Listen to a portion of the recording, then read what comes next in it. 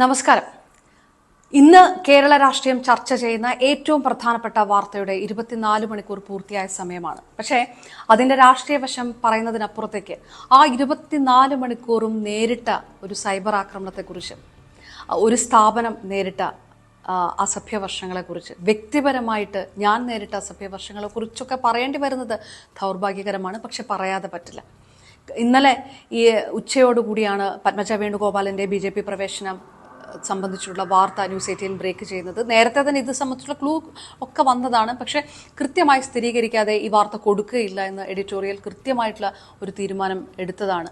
അതനുസരിച്ച് നേരിട്ട് പത്മജ വേണുഗോപാലുമായി സംസാരിച്ചതിന് ശേഷം മാത്രമാണ് ഈ വാർത്ത നമ്മൾ കൊടുക്കുകയും ചെയ്തത്.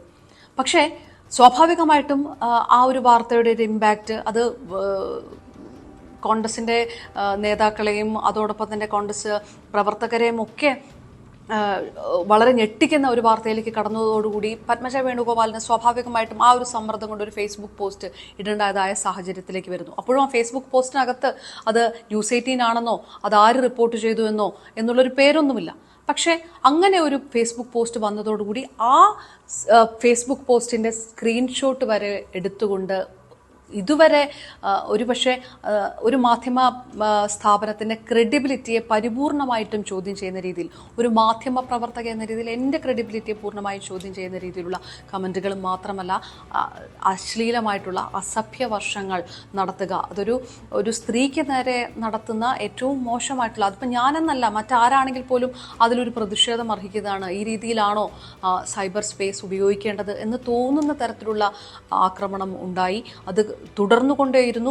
ഒരു 8 മണിക്കൂറിന് ശേഷം രാത്രി 9 മണിയോടുകൂടി പത്മജ വേണുഗോപാൽ ആ ഫേസ്ബുക്ക് പോസ്റ്റ് പിൻവലിച്ചതിന് ശേഷമാണ് അത് അവസാനിച്ചത്. പക്ഷെ അവസാനിക്കുമ്പോൾ ഈ പ്രതിഷേധം മുഴുവൻ കോൺഗ്രസ് അണികളുടെ ഭാഗത്തു നിന്ന്, അല്ലെങ്കിൽ സൈബർ അണികൾ എന്ന് അവകാശപ്പെടുന്നവരുടെ ഭാഗത്ത് നിന്ന് ഈ പ്രതിഷേധം പത്മജ വേണുഗോപാലിലേക്ക് പോവുകയാണ്. അതുവരെ പോസ്റ്ററുകൾ അടിച്ചിറക്കി, അതുവരെ സൈബർ സ്പേസുകളിലും പേജുകളിലും നിറച്ചുകൊണ്ടുവരെ വലിയ പ്രതിഷേധങ്ങളും ഒക്കെയാണ് നടന്നത്.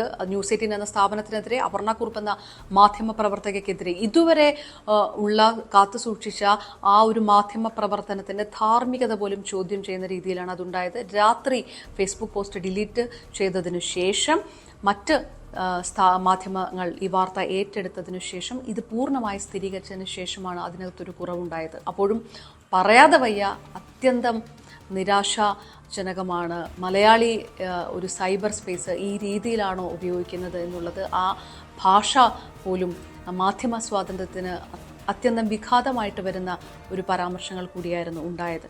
ഏതായാലും ഈ വാർത്ത സ്ഥിരീകരിച്ചതോടുകൂടി ഈ വാർത്തയിലേക്ക് എല്ലാ മാധ്യമങ്ങളും രാഷ്ട്രീയ കേരളവും ചർച്ച ചെയ്തതോടുകൂടി വ്യക്തമായിരിക്കുകയാണ് കൃത്യമായ ഒരു വാർത്തയുടെ പാതയിലൂടെയാണ് ന്യൂസ് 18 കേരളം പോയത്. ആ രീതിയിലാണ് ഞാൻ അത് ഇന്നലെ റിപ്പോർട്ട് ചെയ്യുകയും ചെയ്തത് എന്നുള്ളത്.